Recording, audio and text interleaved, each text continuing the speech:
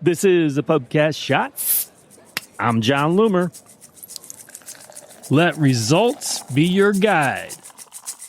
Let's go.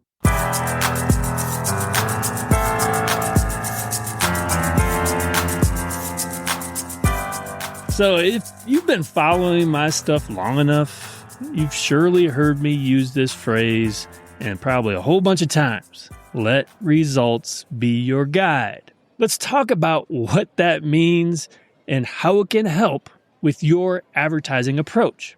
Now, I've found that new advertisers, or really any advertisers who lack confidence or conviction in what they're doing, desire structure and certainty. They want a repeatable approach that they can apply to all of their advertising, and that can become a problem.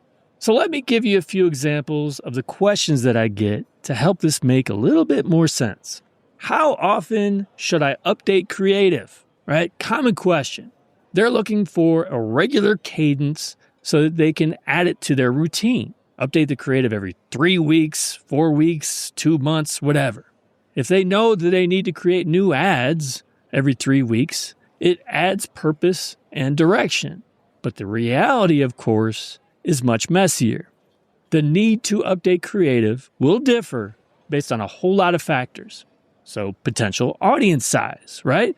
Are they targeting internationally? Is it by country? And if so, which countries? Because different audience sizes by country. Or is it local? Because local could change things completely. And what is your budget? Because obviously the higher the budget, the more often you may need to cycle through creative. And also the number of creative options that you're running at once. Because if you put everything into one ad, then at that point, you may need to update creative more often. But if you've got 6 ads running at once, then that kind of balances things out a little bit. Now, the need to update creative is largely driven by creative fatigue. And what we want to avoid, right, is creative fatigue. So in theory, once someone has seen your ad a certain number of times, the likelihood of converting eventually drops. At that point, any new impression that they get is mostly a waste of money. But that threshold is going to be wildly different depending on the situation. Because in some cases, lots of frequency is necessary, especially for bigger commitments, higher price points. But in others, you may only need to reach people a handful of times, like for a free offer. Now, regardless, there is no universal number of impressions that will trigger the need for new creative. And there certainly isn't a cadence of amount of time that should pass. With all that said, Meta should notify you when creative fatigue has become an issue. And really, this is far easier than you think. Let results be your guide. Let's assume you were initially getting great results for several weeks or even months, but you've noticed that performance has trended downward with time. Your ads are no longer effective. So how often should you update creative? Let results be your guide. Results can fluctuate from day to day or even week to week.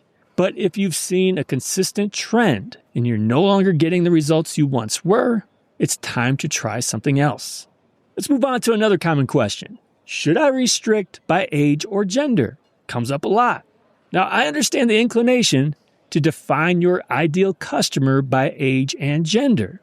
Maybe you predominantly serve women, aged 25 to 44, so you define your audience that way. But is it necessary? First, these inputs are only used as suggestions when Advantage Plus Audience is on. So if it actually is necessary, you may need to turn Advantage Plus Audience off first. Now, in theory, this shouldn't be necessary when using the performance goal to maximize conversions when your conversion event is a purchase. Meta is focused on getting you more purchases and will make adjustments in your audience to help make that happen. Now, I've seen examples of this where the business served women entrepreneurs, as an example. They kept gender open, and the vast majority of their budget was still spent on women. And they also received a purchase from someone whose gender was unknown to Meta. And this person would not have been reached if the audience were restricted. You also don't want to completely eliminate a potential customer who may have otherwise bought from you. An example would be, you may sell men's clothing, but that doesn't mean that only men would buy. A man's partner, spouse, or parent may also buy your product as a gift. There are times when restricting by age or gender may be necessary. Now, I've seen this in some cases when optimizing for leads. I was getting lots of cheap leads, but most were coming from people over the age of 65. They were also low-quality leads. I had to turn Advantage Plus Audience off in order to restrict the age limit in this case. And that doesn't mean that this is always necessary when optimizing for leads. I've looked at plenty of examples of accounts where budget was distributed naturally between age groups, even while using Advantage Plus Audience. So don't assume it. So, should you restrict by age or gender? You know the answer. Let results be your guide. It's not just your cost per conversion. It's the quality of your results too. Because in my example with the leads, I was getting lots of cheap leads, but they were low quality. Run a breakdown of your results by age or gender to see how your budget is distributed and where the results are coming from. If you primarily sell to women and 90% of your budget is spent on women, there's likely no need to make a change. You want to limit restrictions when possible. But if 80% of your budget is spent on men and they aren't buying from you, it is a sign that something needs to change. So here's the bottom of the glass. This is what I want you to walk away with today. There are so many other examples of this, right? Should you use lookalike audiences or go completely broad? Should you use single image ads or catalog ads? Should you use Advantage Plus placements or remove some placements? You know what you should say. Let results be your guide. Don't rely on what others are doing. Don't look for universal truths about what works or doesn't work for everyone. Find what works for you.